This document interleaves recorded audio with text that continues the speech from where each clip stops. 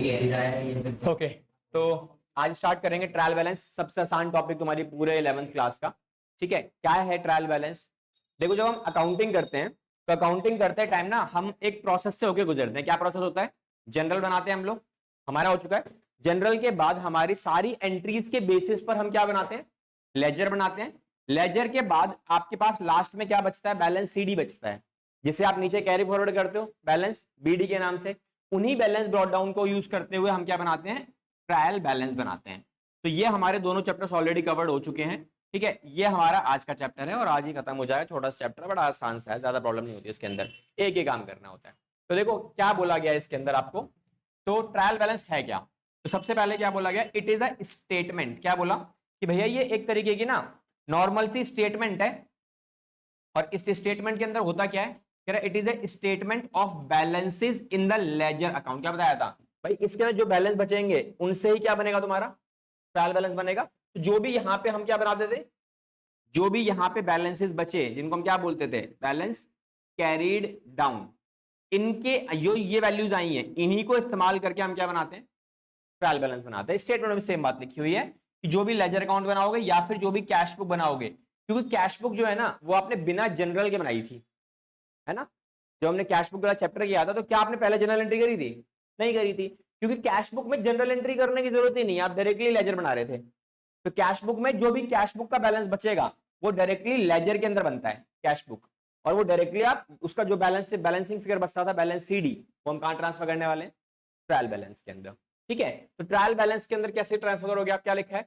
A trial balance is a statement prepared with debit या फिर credit balances of ledger accounts. तो जब भी आपने लेजर अकाउंट बनाया, हर एक लेजर अकाउंट में दो साइड मिलती है आपको, एक मिलती है डेबिट और एक मिलती है क्रेडिट। तो बैलेंस सीडी क्या हमेशा हर लेजर अकाउंट का इसी साइड आएगा? नहीं, कभी कभी ऐसा होता था कि भाई इस तरफ आ रही है बैलेंस सीडी, कभी कभार ऐसा होता था बैलेंस सीडी किस तरफ आ रही है? इस तरफ आ रही है। तो भाई ये दोनों बैलेंसेस को इस्तेमाल करोगे, अब यहां का बैलेंस भी यूज करोगे और यहां का बैलेंस भी इस्तेमाल करोगे, और इन्हें ट्रांसफर कहां किया जाएगा? ट्रायल बैलेंस के अंदर। सेम लैंग्वेज में लिखा हुआ है कि लेजर अकाउंट का जो बैलेंस रहेगा हम उसे रिकॉर्ड करते हैं, जो डेबिट भी हो सकता है और क्या हो सकता है? क्रेडिट भी हो सकता है, to test the arithmetical accuracy of the books. अब ये जो लैंग्वेज है ना, ये वाली अर्थमेटिकल एक्यूरेसी, इसका मतलब होता है कि आपने ना डेबिट और क्रेडिट का जो संतुलन है वो सही से मेंटेन किया है। ठीक है, तो जब आप इसे बनाते हो आपको दो ही साइड मिलने वाली हैं, एक मिलेगी डेबिट और एक मिलेगी क्रेडिट। अगर ये दोनों बराबर हैं दैट मींस क्या है? आपका अर्थमेटिकल एक्यूरेसी मैच कर रहा है, क्योंकि हर डेबिट के लिए एक क्रेडिट खड़ा हुआ है, ये हमने प्रिंसिपल से सीखा था, है ना। तो डबल एंट्री बुक कीपिंग ये बोलती है आपकी कि हर एक डेबिट के लिए अगर आपने किसी भी अकाउंट के अंदर 1000 रुपए रिकॉर्ड किए तो यही 1000 रुपए किसी ना किसी दूसरे अकाउंट के अंदर आप क्रेडिट भी करोगे। ये सारी चीजें कहां दिखाई आपको दिखाई देंगी? लेजर अकाउंट के अंदर। और लेजर अकाउंट वेल मेंटेन्ड है, सही तरीके से मेंटेन्ड है, जहां पर ये डेबिट क्रेडिट मैच भी कर रहा है आपका। जब आपने ट्रायल बैलेंस बनाया तो पता लगता है कि मेरी अर्थमेटिकल एक्यूरेसी मैच कर रही है। ठीक है, लेकिन अब यहां पे छोटा सा पॉइंट लिखा हुआ है, कह रहा है trial balance is a list of debit and credit balances. Trial balance क्या है? ट्रायल बैलेंस कुछ नहीं है। ट्रायल बैलेंस भैया एक सिंपल सी एक लिस्ट है, जहां पर आपके पास दो बैलेंस देखने को मिलते हैं, एक बैलेंस होता है डेबिट, एक बैलेंस क्या होता है? क्रेडिट। इस लिस्ट के अंदर हम सारे अपने अकाउंट्स को इस्तेमाल करते हैं, जितने भी अकाउंट हमारे पास अवेलेबल है, चाहे वो कैश अकाउंट है, चाहे वो कैपिटल अकाउंट है, चाहे वो परचेज अकाउंट है, चाहे वो सेल्स अकाउंट है, कोई भी अकाउंट है, तो हर किसी के बैलेंसेस को हम लोग रिकॉर्ड करेंगे बस। और एक तरीके से जितने अकाउंट मेरे पास खुले हुए हैं उन सबकी लिस्ट बन जाती है, लिस्ट विद डेबिट और क्रेडिट बैलेंसेस। ठीक है, तो ट्रायल बैलेंस यही है आपका, taken out from the ledger, जो लेजर से आपको देखने को मिलेगा, which includes the balances of cash और bank taken from the cash book के बैलेंसेस भी आपको यहां देखने को मिलेंगे। ठीक है, बाकी सारी थ्योरी इसी लाइन से भरी पड़ी है, खास किसी काम की नहीं है, इतना आपने पढ़ लिया काफी है इसके आगे। नेक्स्ट, जब आप ट्रायल बैलेंस बनाओगे तो किन किन बातों का आपको ध्यान रखना पड़ेगा? ठीक है, ट्रायल बैलेंस एग्जैक्टली बनता कैसे है, क्या चीजें हैं? तो सिंपल सी बात है, ट्रायल बैलेंस जब आप बनाओगे it is prepared by taking debit और credit balances of all the accounts including cash और बैंक अकाउंट्स। जितने भी अकाउंट आपने लेजर में बनाए सभी अकाउंट्स का जो बैलेंस है उनका इस्तेमाल करो। कैश बुक के अंदर कैश और बैंक अकाउंट का बैलेंस है उसे इस्तेमाल करो, और क्या बनाओगे आप? ट्रायल बैलेंस बन जाएगा आपका। These balances are entered separately in 2 columns. देखो जैसे यहाँ पे लिखा है ना, हमने क्या किया, हर एक अकाउंट को सेपरेटली रिकॉर्ड किया, मर्जिंग वर्जिंग नहीं करनी है आपको, सेपरेटली रिकॉर्ड करो। रिकॉर्ड करने के बाद हर किसी का एक बैलेंस मिलेगा। कभी भी ऐसा पॉसिबल नहीं है किसी एक अकाउंट का बैलेंस दोनों जगह पे आ सकता है, वो पॉसिबल नहीं है। With separate amount, amount separate होना जरूरी है। कैश अगर यहां लिखा तो यहीं आएगा, वो यहां नहीं आ सकता। अब ये कैसे पता लगेगा कि कौन सा बैलेंस कहां जाएगा, ये डिपेंड करता है आपका कि जिस आइटम की बात की जा रही है वो आइटम 5 कैटेगरीज में से किस में आता है। ठीक है, ये लिखवाए थे ना आपको सारे, क्लियर? अगर ये क्लियर है तो ट्रायल बैलेंस आराम से निकल जाता है। इसका मतलब क्या है भाई, इन दोनों का जो बैलेंस है वो क्या है, डेबिट होता है, और बाकी जो ये वाले बच गए इनका बैलेंस क्या होता है, इनका बैलेंस क्रेडिट होता है। बस यही है, और कुछ और कोई ट्रायल बैलेंस ज्यादा कुछ नहीं है। ठीक है, तो भैया ये सिंपल सा फॉर्मेट है। आप ट्रायल बैलेंस बनाओगे, ट्रायल बैलेंस हमेशा ध्यान रखना प्रिपेयर कब होता है, as on year end. Year end मतलब साल के एंड में, हमेशा जब भी ईयर का एंड होगा तभी आप इसे बनाओगे। ठीक है, फॉर्मेट सिंपल सा ही है, हेड ऑफ अकाउंट्स मतलब जितने अकाउंट्स आपके पास अवेलेबल है सबके नाम लिख लो, cash, capital, purchase, sale, Ram, Sohan, Mohan, जो भी नाम है सारे डाल दो। सारे डालने के बाद एक कॉलम रहेगा आपका लेजर फॉलियो, कि जो आपने अकाउंट बना रहे हो उसका पेज नंबर कौन सा है, जिस अकाउंट जैसे कैश अकाउंट है तो कैश अकाउंट लेजर के अंदर कौन से पेज नंबर पे अवेलेबल है उसको हम क्या बोलते हैं, लेजर फॉलियो। ठीक है, तो एलएफ का मतलब क्या होता है इसके अंदर आपका, लेजर फॉलियो मतलब लेजर के अंदर कौन सा पेज नंबर है जहां पर वो अकाउंट मिलेगा आपको, और उसका बैलेंस या तो डेबिट या तो क्रेडिट, उसके अलावा कुछ नहीं। ठीक है, अच्छा देखो अब जब आप ये बना रहे हो तो बनाते टाइम ना कुछ बातें आपको ध्यान में रखनी पड़ेंगी। ये सारी बातें जो मैंने अभी आपको बताई हैं सारी की सारी, ये वही सारी बातें हैं। क्या बातें, पहले पॉइंट में क्या लिखा है, कह रहा है जब आप इसे बनाओगे, when trial balance is prepared following point should be kept in mind. कुछ चीजों को ध्यान रखना पड़ेगा। पहला पॉइंट क्या है, it is prepared on a particular date which is written on the top. ये कौन सी डेट की बात कर रहा है, इस डेट की बात कर रहा है कि जब भी आप ट्रायल बैलेंस बनाओगे ये एक पर्टिकुलर डेट पे ही बनाया जाएगा, जो कौन सी वाली होगी, ईयर एंड, साल खत्म होने वाली डेट ही आपको मिलेगी हमेशा। दूसरा, इन द फर्स्ट कॉलम, पहला जो कॉलम रहेगा which is head of accounts, इसके अंदर आप क्या क्या लिखोगे, हेड ऑफ अकाउंट्स के अंदर आर रिटर्न, पहले कॉलम के अंदर हेड ऑफ अकाउंट लिखना है और यहाँ पे नाम लिखना है, लिस्ट लिखनी है सारे जितने अकाउंट आपके पास अवेलेबल है, cash balance, bank balance, sales account, purchase account, rent account, salary account, जितने भी खर्च सब कुछ लिख दो आप इसके अंदर, सब मेंशन करोगे। देन उसके बाद सेकंड कॉलम में क्या लिखा जाएगा आपका, लेजर फॉलियो, जो मैंने आपको ये वाला बताया था, ये सेकंड कॉलम हो गया मेरा, लेजर फॉलियो डाल दो, which indicate a page number of a ledger, जहां पर एग्जिस्टिंग बैलेंस जो भी आप वहां लिख रहे हो वो दिखेगा आपको कि ये बैलेंस यहां लिखा हुआ है, ये लिख के दिखा दो आप, हो गया हमारा काम। Next, third column and fourth column. Third column give you the details of debit balances. Third column कौन सा है मेरा, ये वाला, थर्ड कॉलम जो डेबिट बैलेंस दिखाएगा। फोर्थ कॉलम क्या है मेरा, जो दिखाएगा क्रेडिट बैलेंसेस। देन सब कुछ रिकॉर्ड करने के बाद लास्ट में एक और चीज आपको ध्यान रखनी है, जब आप इनको प्लस करोगे इधर, ठीक है, जब भी आप इनको सबको टोटल तो करना पड़ेगा ना एंड में, कि मैंने सारे वैल्यूज लिख दी, लिखने के बाद मुझे क्या करना है, सबको एंड में जाके टोटल करना है, ये वाली वैल्यूज सारी, यहाँ की सारी वैल्यू प्लस कर लो, यहाँ की सारी वैल्यू प्लस कर लो। तो ये ध्यान रखना कि ये सारी वैल्यूज का सिमिलर आना जरूरी है, सेम आना चाहिए। अगर सेम आ रहा है तो इसका मतलब आपका ट्रायल बैलेंस का जो भी क्वेश्चन आपने बनाया है वो बिल्कुल सही बनाया है, एक नंबर भी नहीं कटेगा आपका। ठीक है, एक बिल्कुल डिफरेंट केस है जहां पर ये मैच नहीं करेगा, ठीक है, बट उसके लिए आपको कंफर्मेशन लेनी पड़ेगी पहले कि जो आपने डाटा लिखा है वो बिल्कुल सही लिखा है, तब उस पॉइंट को हम इंप्लीमेंट करेंगे। तो क्या लिखा है लास्ट कॉलम के अंदर, द 2 कॉलम्स जो भी लास्ट वाले डेबिट क्रेडिट वाले are totalled at the end, मतलब उनको टोटल करना पड़ता है आपको इस वाले के अंदर। ठीक है, इनका सेम होना थोड़ा सा जरूरी है आपके लिए, अगर नहीं है सेम तो हम लोग उसका भी जुगाड़ निकाल के सेम कर देते हैं। ठीक है, जो जो एक्चुअली एक तरीके से देखा है जुगाड़ नहीं है, वो क्या है बेसिकली एक तरीके का वो तरीका है अकाउंटिंग में करने का, उसको रियल लाइफ में टीचर्स इस्तेमाल करते हैं, जो भी हमारे अकाउंटेंट होता है वो सब इस्तेमाल करते हैं। देखो ये हमारा क्वेश्चन दिया हुआ है, ये लेजर अकाउंट है, जैसे रमेश का लेजर अकाउंट है। अब इस लेजर अकाउंट का क्लोजिंग बैलेंस ये रहा, इसे हम ट्रांसफर करते हैं यहाँ बैलेंस ब्रॉट डाउन के अंदर। दैट मींस जब आप इसको यहां फॉर्मेट में फिट करोगे तो क्या लिखोगे आप इधर, यहाँ पे आपने क्या लिखा इधर, लेजर अकाउंट के अंदर वैल्यू डालोगे इसकी, तो यहां क्या मेंशन करोगे, इधर इधर लिखोगे आप रमेश अकाउंट, कि भाई रमेश का अकाउंट मैंने लिखा। अब लेजर अकाउंट में ये जो वैल्यू आई है किस तरफ आई है, डेबिट साइड, तो इसको आप कहां लिखोगे, इस तरफ डेबिट साइड पे, ये हमने डाल दिया। ऐसे ही काफी सारे लेजर अकाउंट और मिलेंगे आपको, सबको उठा के ऐसे ही फ्रेम करना है। जिसका डेबिट साइड पे बीडी आ रहा है डेबिट साइड पे डाल दो, क्रेडिट साइड पे आ रहा है क्रेडिट साइड पे डाल दो, डन। इतना ही काम करना है आपको, ठीक है भाई। तो ये हमने ये भी देख लिया कि लेजर अकाउंट से अपना ट्रायल बैलेंस में ट्रांसफर कैसे किया जाता है, डन।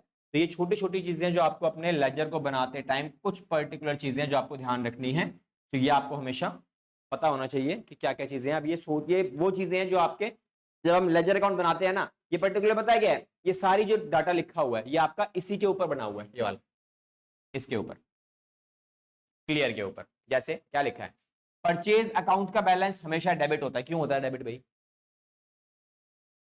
परचेज अकाउंट का बैलेंस डेबिट हमेशा डेबिट ही लिखोगे आप, क्यों लिखोगे डेबिट, रीजन क्या है, रीजन है कि परचेज जो सामान आपने खरीद लिया वो आपका हो गया ना, और आपका हो गया मतलब एसेट्स हो गया, और एसेट्स का बैलेंस क्या होता है, डेबिट होता है, इसलिए डेबिट लिखा हुआ है। सेल्स का बैलेंस क्वेश्चन ने क्या बोला, सेल्स का बैलेंस हमेशा क्या रहेगा, क्रेडिट रहेगा। क्यों रहेगा, सेल किस में आता है, रेवेन्यू में, इनकम में आता है, इनकम का बैलेंस क्या होता है, हमेशा क्रेडिट होता है। सेम ही चीज तो है, यही सारी बातें यहां लिख के दे रखी हैं आपको, ठीक है। और मैंने बताया था एक और चीज आई थी आपको, अगर परचेज का बैलेंस डेबिट है तो उसको रिटर्न कहां जाएगा, अपोजिट जाता है उसका।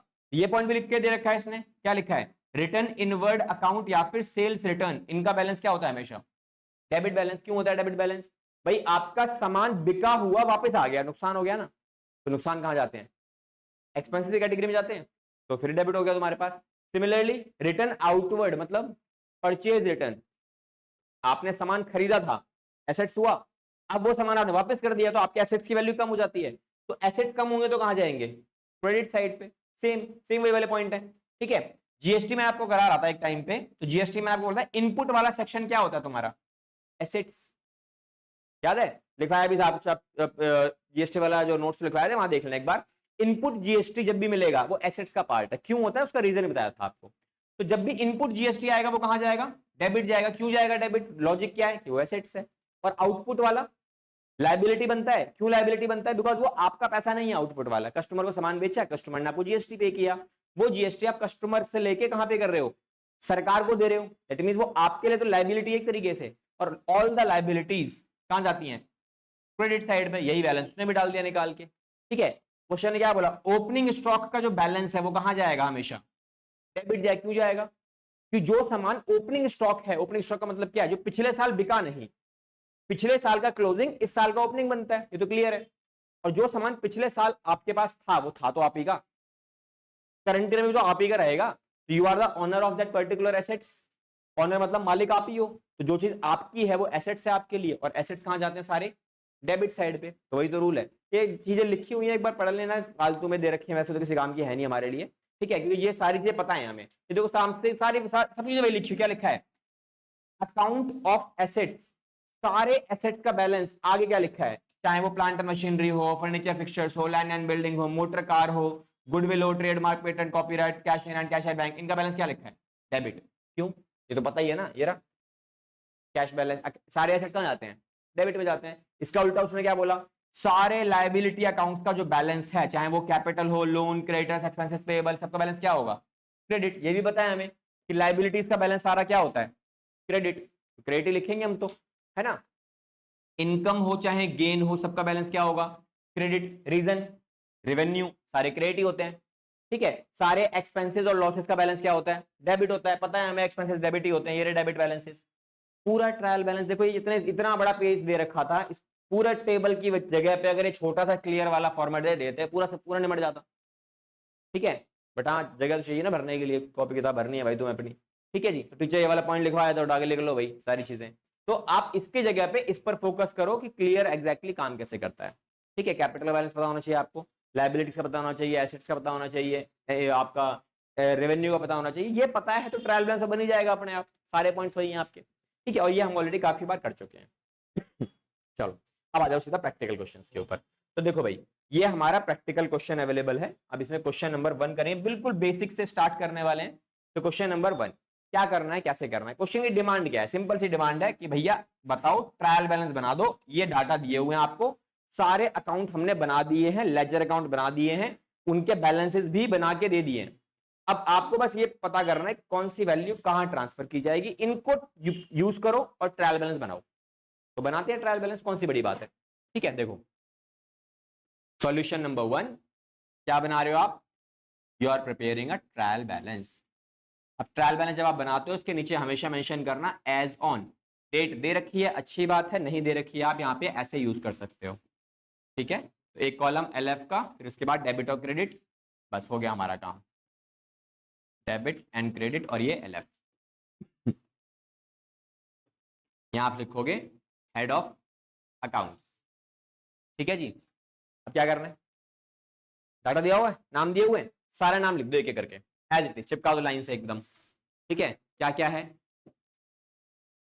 पहला बैलेंस कैपिटल है, दूसरा बैलेंस कैश, तीसरा बैलेंस क्रेडिटर्स गिवन है, फिर उसके बाद सेल्स है, देन स्टॉक, फिर डेटर्स, देन हमने कुछ बैंक से लोन भी ले रखा है, देन उसके बाद हमारे पास परचेजेस भी गिवन है। ठीक है, चलो सारी वैल्यूज हो गई।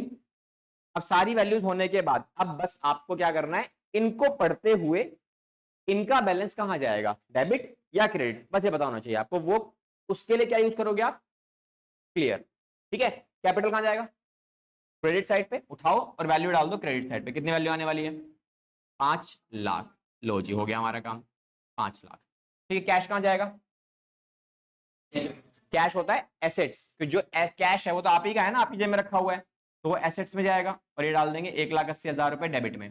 अगला क्रेडिटर्स क्या होता है, एक लाइबिलिटी है, तो लाइबिलिटी कहां जाएगी, क्रेडिट साइड पे, है ना, तो ये कितना हो गया मेरा 1,00,000 रुपए। उसके बाद सेल्स है, सेल्स क्या होता है, इनकम, हमारे बिजनेस की major income, that is sales, तो 3,00,000 रुपए यहां चली जाएगी, डन।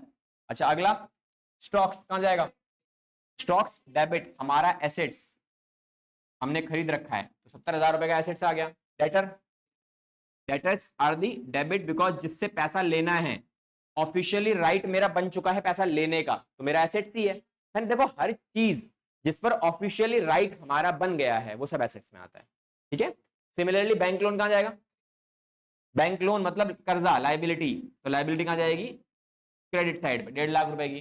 परचेज कहां जाएगा, तो हमने सामान खरीद लिया तो हमारा हो गया ना, तो हमने कोई सामान खरीद लिया तो जो मेरा हो गया, एसेट्स हो गया मेरा, डन। सब कुछ रिकॉर्ड हो गया। सब कुछ रिकॉर्ड करने के बाद नीचे से, आई ऑलवेज सजेस्ट यू, नीचे से एक लाइन छोड़ के बैलेंस करना। ठीक है, हैबिट डालो स्टार्टिंग से ही, एक लाइन छोड़ो और फिर इसे टोटल करो। ठीक है, तो यहाँ पे हमने क्या करना है, टोटल करना है इसे, और यहाँ लिख दो टोटल। टोटल कर लो सारी वैल्यू ऊपर से लेकर नीचे तक, सारी कितनी आने वाली तुम्हारे पास निकल के, तो यार है 5, 6 और ये आपका 3, 9, 9,00,000, 10,50,000 रुपए। तो देखो ये भी सेम आएगा, ये भी सेम आना चाहिए, चेक कर लेना सेम ही आ रही होगी वैल्यू।